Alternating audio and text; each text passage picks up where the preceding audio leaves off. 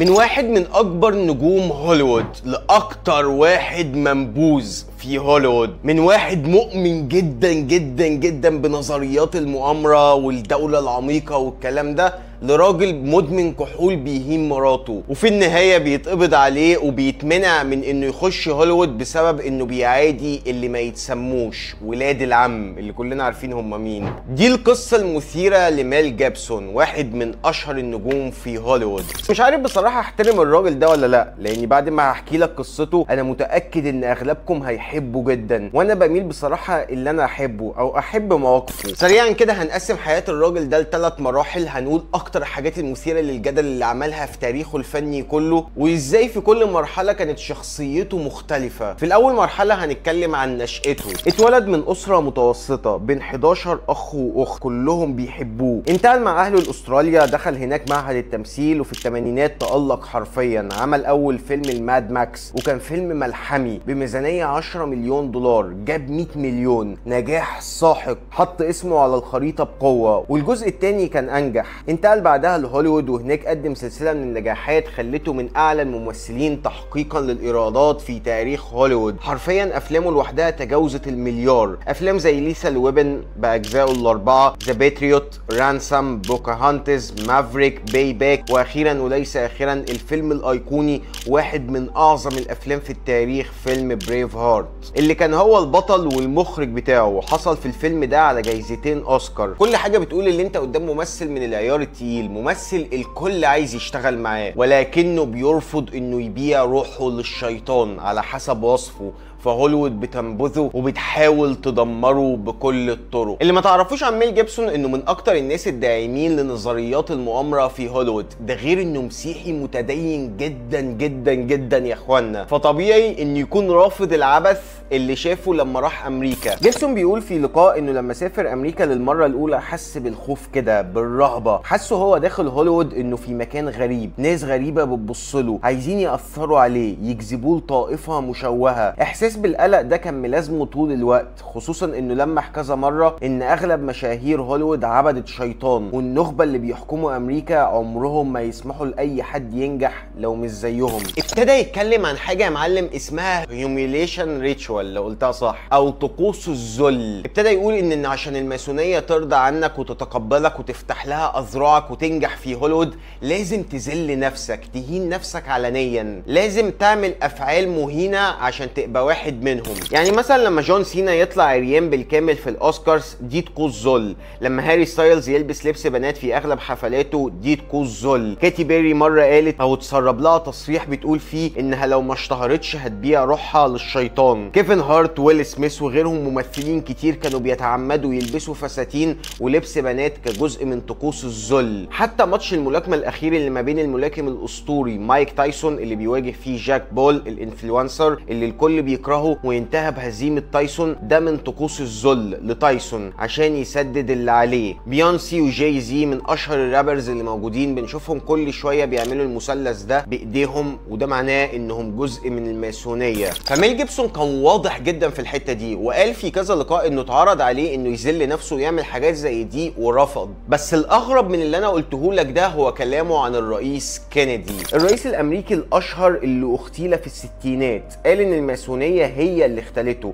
اللي بيحكموا العالم في الخفاء هم اللي قتلوه عشان حاول يخرج عن طاهم ويوقف تجاره الاسلحه. قال برضو ان هم اللي حطوه على الكرسي وكانوا بيجهزوه يبقى رئيس قبل ما يبقى رئيس ب30 سنه. وبرر كلامه ان الماسونيه عامله معاهد سريه بتدرب فيها الاطفال والشباب وتعدهم انهم يمسكوا مناصب مرموقه فيها سلطه في البلد ويتحكموا فيهم زي العرايس، وان اللي بيحكم العالم الحقيقي مختفي مستخبي عمره ما هيظهر، بيراقبك من بعيد ولو تعديت حدودك هيقتلك. بيكمل كلامه وبيتكلم باستفاضه شديده عن زميله الممثل كريستوفر ووكينج. جيبسون كان شايف من جواه ان ووكينج كان ممثل مختل مريض، كان دايما بيتراقب منه وبيخاف من كلامه. في مره حكى انه شاف كريستوفر ووكن بيطفو في الجو وبيهيم مش بيمشي زينا، وانه لما اتكلم معاه ووكن فتح موضوع غريب، موضوع عن التعذيب. ايه اكتر الطرق الساديه والوحشيه لتعذيب الانسان، الطرق اللي كانت بتستخدم في العصور الوسطى والحروب. ميل جيبسون كان بيقول ان كل ما كان بيقول طريقه للتعذيب قراها في كتاب، ووكن كان بيعلي عليه بطريقه اكتر عنف وبشاعه، وكان بيحكي بالتفاصيل كانه مستمتع وعلى وشه ابتسامه شريره، وده كان مسبب لميل جيبسون رعب. مش عارف بصراحه الكلام ده حقيقي ولا لا، قول لي انت رايك في الكومنتات يا معلم. ميل جيبسون من كتر ما هو مؤمن بنظريات المؤامره عمل افلام كتير جدا بيحاول يوعي فيها الناس او يضللهم، على حسب بقى انت مؤمن بكلامه ولا لا. في فيلم ابوكاليبتو، فيلم كامل عن انهيار الحضاره، كان بيلمح بقوه ان الاعلام ده هدفه الاول والاخير انه يغسل مخك. الحكومات والمنظمات السريه بتستخدم الاعلام كوسيله لفرض اجنداتها والتلاعب بالناس، وهتلاحظ ان كل الاعلاميين بمختلف اسمائهم بيجي لهم تعليمات معينه لتحريك الراي العام، ولازم يوافقوا والا هيتم التخلص منهم. بعد احداث 9/11 وتدمير البرجين في امريكا،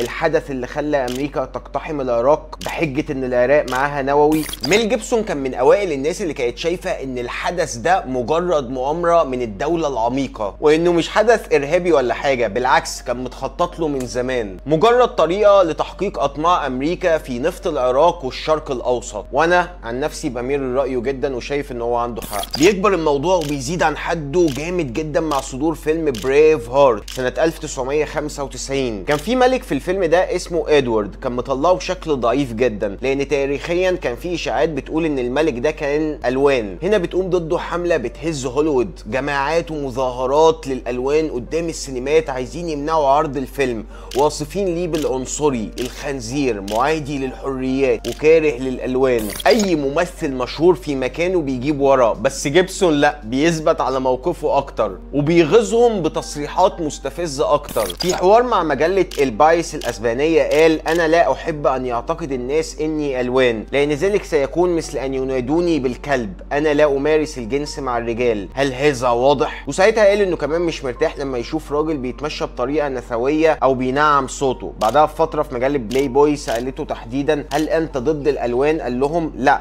انا مش ضدهم، بس انا مؤمن ان ده مش طبيعي، انا مش هقبل ده على انه سلوك طبيعي، ولو في فيلم في مشهد الوان مش هقدر امثله. وهنا اتوصف رسميا انه ضد الالوان، بس هو بيدافع عن نفسه وبيقول انه ده اقتناعه ورايه الشخصي. في لقاء مع صحيفه نيويورك تايمز قال: جواز المثليين ده هراء، ربنا خلق راجل وست، انا مش هغير رايي عشان اكون سياسي مقبول. ولما اتطلب منه يعتذر قال بكل غضب وزعق: مستحيل اعتذر حتى لو النار بردت. وعشان اكون منصف للنهايه، هو لما كبر غير رايه، ما دافعش عنهم، بس اعتذر لو اهان حد، وقال ان ده رايه وقناعاته الشخصيه. بنخش يا معلم بقى على اسوأ مرحله في حياته المهنيه، اكتر تصرف عنيف وشرير انا شايفه عمله، وتسبب في عزله بالكامل من الوسط الفني، وهو اهانته لحبيبته. من 2006 لحد 2010 ميل جيبسون كان مرتبط ببنت اسمها اوكسانا، والعلاقه دي استمرت 4 سنين، نتج عنها بنت صغيره. على حد وصف اوكسانا فدي اكتر علاقه توكسيك وابيوسف دخلت فيها في حياتها. الراجل ما كانش بيتوانى عن اهانتها، عمره ما ضربها او مد ايده عليها، ولكنه كان دايما بيشتمها باوسخ الالفاظ الممكنه، شتايم مليانه اهانه زي: انت جحده، كلبة فلوس، انا جايبك تربي لي ابني مش تقرفيني، انت عاهره شبه المخنثين، زنانه، مقرفه، تهديدات كتير بالخطف وانه هياخد بنتها منها. اتسرب له مكالمه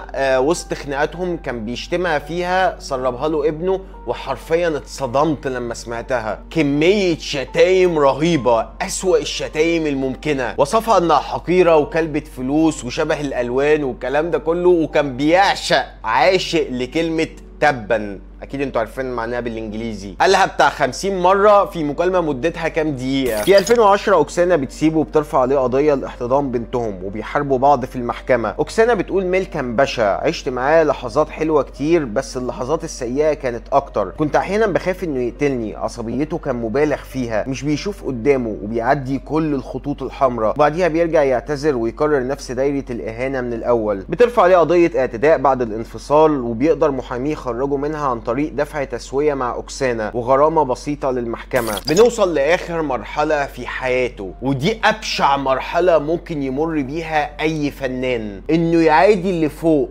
النخبة او اللي ما يتسموش، اللي بيتحكموا في امريكا باشارة منهم. في سنة 2005 بينزل الفيلم الايقوني آلام المسيح او ذا باشون اوف ذا كرايست من اخراج ميل جيبسون. الفيلم بيحكي عن اخر 12 ساعة في حياة المسيح، بيحكي عن كمية المعاناة والتعذيب والألم اللي مر بيه على ايد الرومان لغاية ما اتصلب. الفيلم بيلمح بشكل مباشر جدا ان اللي ما يتسموش كانوا السبب في موت المسيح، انهم غدروا بيه وباعوه للرومان وهم اللي تسببوا في عذابه بالشكل ده. لا يا حبيبنا، عايز تقول ان الماسونية بتتحكم في كل حاجة؟ عادي، تقول نظريات مؤامرة بكيفك، تشتم حبيبتك براحتك، بس تجيب سيرة اللي ما يتسموش ده احنا هنفرمك. وبالفعل تم فرمه. حرفيا اول ما نزل الفيلم لقى هجوم واسع جدا من النقاد والفنانين والاعلام والسياسيين. شركات الانتاج كلها كانت رافضه توزيع الفيلم، حارب عشان ينزل باي شكل، ولما نزل الكل وصفه بمعاداة الساميه. الراجل حرفيا مسيرته اتدمرت في يوم وليله، اتحط في البلاك ليست على طول، هو والممثل الرئيسي للفيلم جيم كافيسيل. اللي ما يسموش قالوا عليه عنصري. منظمات زي جويش ديفense ليج وانتي ديفيميشن ليج، منظمه الدفاع عن اللي ما يتسموش، قالوا ان الفيلم ده خطر بيغذي كراهيه قديمه ضد اليهود. الناقد اليهودي ديفيد ديمبي كتب: دي دعايه قديمه معاد تدويرها، الفيلم بيقول للمشاهد اتفرج مين قتل يسوع. ميل جيبسون انكر ده وقال: انا ما قلتش ان اليهود هم اللي قتلوا يسوع، كل الخطاة قتلوا يسوع وانا منهم، بس ما حدش صدقه لان التصوير البصري في الفيلم نفسه كان عنيف جدا. الفيلم كان صعب وبيشرح بالتفصيل المعاناه اللي مر بيها المسيح في الساعات الاخيره، وهو قال انه قاصد يطلعه بالشكل ده عشان الناس تحس وتتعظ ويفهموا قد ايه المسيح ضحى علشانهم. المشكله رغم ضغط اللي ما يتسموش عليه الا ان الفيلم حقق نجاح ساحق في السينمات، وكان من اعلى افلام الكبار فقط في التاريخ اللي ياخد ارباح مهوله. يعني الفيلم بميزانيه 30 مليون دولار حقق 600 مليون دولار. المسيحيين دعموه بقوه، بالذات المسيحيين المتدينين. بتطلع احصائيات كتير ان بعد صدور الفيلم ده زاد عدد المسيحيين التائبين وابتدوا يهتموا اكتر بدينهم والانتظام في الكنيسه. منظمات دينيه مسيحيه دعمت الفيلم، وكان رساله او تذكير لكل مؤمن مسيحي باللي عمله المسيح علشانهم يمكن يتعظوا. هوليوود ابتدت تنبذه بالكامل لغايه ما بنوصل للحظه اللي قلبت الدنيا كلها. اتقبض عليه وهو سكران وهو سايق في كاليفورنيا بعد صدور الفيلم بسنه، واثناء القبض عليه انفجر بالكلام التالي: اللعنه على كذا. انتوا عارفين هم مين؟ اللي ما يتسموش مسؤولين عن كل الحروف في العالم. وابتدى يسال الضابط بغيظ: هو انت من اللي ما يتسموش؟ الضابط اللي قبض عليه كان اسمه جيمس مي، وكان فعلا من اللي ما يتسموش، وسجل كل الكلام ده رسميا في التقرير. الكارثه ان الكلام ده اتسرب للصحافه والعالم كله سمعه. بعد الفضيحه ميل بيطلع في بيان بمنتهى الكسره والحزن: انا اسف، كنت سكران، ما كنتش في وعي. ولكن اللي ما يتسموش في هوليوود قالوا لا، مش مقبوله. الممثلين والمخرجين اليهود قطعوه تماما، شركات الانتاج بطلت تتعامل معاه، ردود الفعل هناك كانت كلها حرفيا متغاظه منه. المخرج اليهودي جود اباتو قال: ما ينفعش نسامح واحد بيسب ديانتنا قدام الشرطه. الممثله ويونا رايدر قالت: من 15 سنه ميل جيبسون سمعته بيقول كلام شبه ده، مش مستغربه من اللي قاله دلوقتي. طبعا بعد الحادثه دي ميل بيختفي بالكامل من الساحه الفنيه لسنين طويله، محدش كان عايز يشتغل معاه، كل افلامه كانت بتترفض في المهرجانات الكبرى، اتحط في البلاك ليست واختفى عن الانظار تماما. ميل جيبسون على طول بيجيب ورا، بيحاول يعتذر مره ورا التانيه وكل مره بيترفض، بيبرر تصرفاته انه مدمن كحول من وهو عنده 13 سنه وانه هيتعالج، بس كلامه كله في الهوا. قعد 10 سنين كامله محدش مهتم يشتغل معاه، وعلى الرغم من نجاح فيلمه الا انه عانى من كراهيه الناس في هوليوود. في 2016 ميل جيبسون بيرجع لنا في فيلم جديد من اخراجه اسمه هاكسو ريدج من بطوله الممثل اندرو جارفيلد. فيلم بيتكلم عن قصه حقيقيه لجندي مسيحي متدين رافض يقتل في الحرب، رافض يشيل السلاح ويقتل حد، وجازف بنفسه عشرات المرات عشان ينقذ زمايله. فيلم ايقوني نزل وحقق نجاح ساحق في السينمات، وهنا الناس بدات تسال: هل هوليوود سامحته؟ ناس قالت هو اتعلم الدرس واعتذر، وناس تانية خصوصا من المجتمع اللي ما يتسموش قالوا لا، ده شخص مؤمن داخليا باللي قاله والاعتذار مجرد مصلحه. في 2023 بيكون جزء من انتاج فيلم تاني اسمه ساوند اوف فريدم، فيلم برضو ايقوني مثير للجدل جدا، بيتكلم عن ضابط مسيحي بيحاول يقبض على شبكه كامله بتتاجر بالاطفال، للمتحرشين والمرضى واسوأ انواع البشر. الفيلم ده كان مثير للجدل جدا لانه رجع من تاني نظريه نظريات المؤامره. الناس قالت ان هوليوود حاولت تدفن الفيلم ده، ما كانتش بتعرضه في كل السينمات، بتقتل الدعايه بتاعته، بتغير مواعيده في السينما باستمرار عشان الناس ما تروحوش. بيقولوا انه كان في سينمات منع انها تدخل الناس العرض وبتديهم تذاكر افلام تانية عشان تفشل الفيلم. الموضوع انتشر على نطاق واسع في السوشيال ميديا، وكان الوقود اللي اشعل نيران دعايه الفيلم. اللي هو الموضوع قلب عليهم. الاشاعات دي خلت الناس تتشجع تروح الفيلم وتعرف ليه مش عايزينه يتعرض. هل في مؤامره فعلا ولا دي مجرد دعايه؟ المهم الفيلم نجح جدا. ميل لغايه دلوقتي بيحاول يرجع بالبطيء في هوليوود، لسه منبوذ، لسه بيكرهوه، لسه الناس هناك مش عايزه تتعامل معاه. فكل فتره كده يعني بيحارب عشان يلاقي استوديو ينتج له فيلم مثلا من افلامه، ولو الفيلم نجح خير وبركه، ما نجحش كده كده محدش عايز يتفرج عليه. المشكله مش في كل ده ان نظريات المؤامره اللي اتكلم عليها دي مع الوقت بتثبت صحتها وانه فعلا كان عنده حق. يعني مثلا في اخبار بتقول ان حادثه 9/11 كانت مدبره من امريكا. ترامب هدد انه هيفضح السبب الحقيقي لاغتيال كينيدي. القبض على المشاهير ونجوم كتير زي إبستين رجل الاعمال اللي كان عنده جزيره كامله بيتاجر فيها بالاطفال وبيتمارس عليهم ابشع واقذر الافعال من مشاهير مرضى. ومعاه كمان واحد تاني اسمه هارفي وينستين، المنتج الشهير اللي كان بيتحرش بموظفيه البنات وبيجبر الممثلات يعملوا له خدمات جنسيه مقابل ادوار مهمه. ده قبل ما يتفتح بسنين طويله. ميل جيبسون لمح من بعيد انه لما قابل هارفي قال له بالنص النساء دورهم الوحيد في الافلام اما يكونوا عرايا او ميتين. وده بيثبت نظريه المؤامره اللي بتقول عشان ممثله في امريكا تاخد جايزه الاوسكار او تترشح لها لازم تكون عريانه في واحد من افلامها. ودي نظريه بيدعمها الادله، لان في خلال 37 سنه مفيش ممثله حصلت على الاوسكار غير لما كانت عريانه على الاقل في فيلم من افلامها، ما عدا ممثلتين ميشيل يو وشير. ده غير طبعا اخر واشهر قضيه ديدي الرابر اللي بيتحاكم دلوقتي وحفلاته المشهوره اللي كانت مليانه مخدرات ونسوان واعتداء جنسي ونظريات عن قتل وتصفيه المنافسين او اي حد يتحداه من باقي الرابرز، واللي بتثبت لك ان هوليوود بؤره من الفساد. لو حابب نتكلم عن ديدي وإبستين قول لي في الكومنتات. يعني في الاول وفي الاخر كل نظريات المؤامره اللي بيؤمن بيها 90% منها كان صح، 90% منها اثبت صحته، 90% منها اثبت ان هوليوود فعلا مكان شرير، مكان مليان ناس شريره. ورغم كل الفساد اللي بيحصل حواليه ده ميل جيبسون لسه محتفظ بهويته المسيحيه ودايما بيحاول يبرزها في كل اعماله. اللي اشتغلوا معاه قالوا عليه من انظف الممثلين في هوليوود. منضم لجمعيات خيريه كتير، مدافع شرس عن حقوق الاطفال، والاهم من كل ده داعم لكل اصدقائه. هو الوحيد اللي ادى فرصه لروبرت داوني جونيور بعد ما تعافى من الادمان وهوليوود تخلت عنه. ميل جيبسون رجعه تاني للساحه وخدوا معاه بطوله في فيلم، وكان من اهم الاسباب اللي خلت مارفل تحط عينيها عليه في دور ايرون مان. ميل جيبسون انسان مثير للجدل جدا يا اخوانا، انسان هو مثال للإنسان الحقيقي المتمسك بمبادئه حتى لو هيضحي بكل حاجة عشانها. اعتذر كذا مرة في كذا مناسبة عشان يعرف يشتغل في عالم بيحتقره، ولكنه طول الوقت حريص انه يوضح مواقفه بالكامل، ما يلفش ويدور زي باقي الممثلين. اللي هو مثلا لما بيجي يعتذر ما بيعتذرش بشكل مباشر، بيقول لك ايه، انت لو زعلت فانا مش قصدي اهينك، بس دي قناعاتي الشخصية، لازم تحترمني لو عايزني احترمك. حتى اللحظة الحالية ميل جيبسون لسه بيشتغل في هوليوود، لسه بيحارب عشان ينتج لأفلام أو يخرج أفلام تطلع للنور والناس تتفرج عليها. لسه هوليوود متخلية عنه. قول لي إيه رأيك في الكومنتات يا معلم؟ هل حبيت كلامه ده؟ هل مصدق أصلا نظريات المؤامرة اللي بيؤمن بيها؟ إيه اللي فيها مصدقه وإيه اللي فيها مكدبه؟ إيه رأيك في قصته وتاريخه وآرائه؟ وهل شايف إن عنده حق ولا لا؟ وبكده تنتهي قصتنا. قول لي رايك في الكومنتات، وكالعاده ما تنساش تعمل لايك، تعمل سبسكرايب، تعمل لي فولو سريع على الانستا لو حبيت الفيديو وحابب المحتوى. وبيس.